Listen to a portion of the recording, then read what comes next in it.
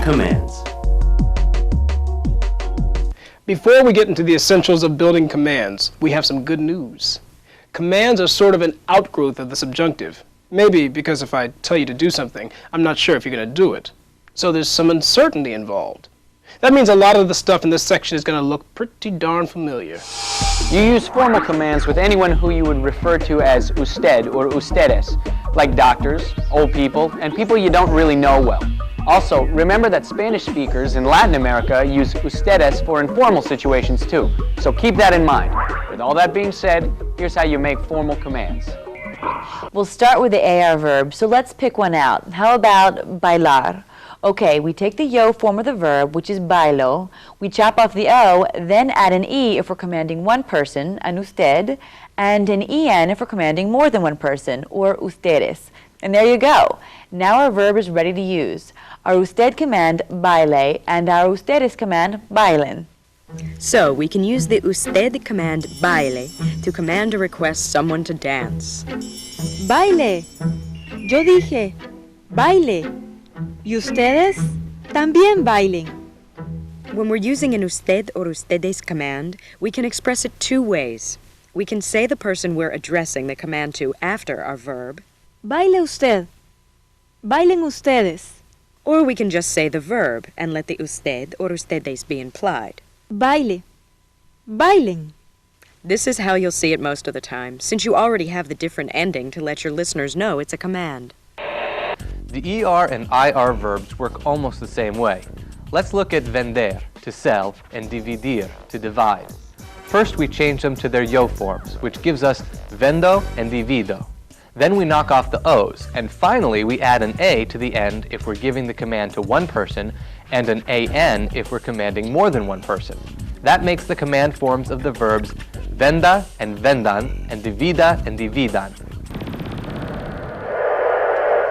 Señoritas, divídanse en 4 grupos y vendan todas las galletas. Este año vamos a dominar el jamboree. This process of getting a verb ready to use as a command works exactly the same way with most of the verbs we've met so far that are irregular. Look at the verbs pensar, tener, and possibly a new one, morir, an O to UE verb that means to die. Change them to their yo forms, pienso, tengo, and muero, knock off the O's, and put on the appropriate endings. Piense, piensen, tenga, tengan, muera, mueran. Remember that the AR verbs like pensar take E and EN endings, and the ER and IR verbs like tener and morir take A and AN as their endings. Now for the irregular formal command forms, which you knew we would have to get to eventually.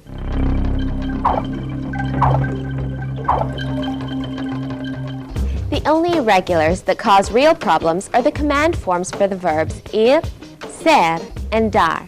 The formal command forms for ir are vaya and vayan. For ser, they're sea and sean. And for dar, they're de and den. No rhyme or reason, just more fun stuff to memorize. The only other weird issues we come across when changing verbs to their usted and ustedes command forms have to do with spelling and maintaining the proper sounds of the verb. We've seen this before. Remember earlier when we talked about how the sounds for the letters C and G can change depending on the vowel that comes after them?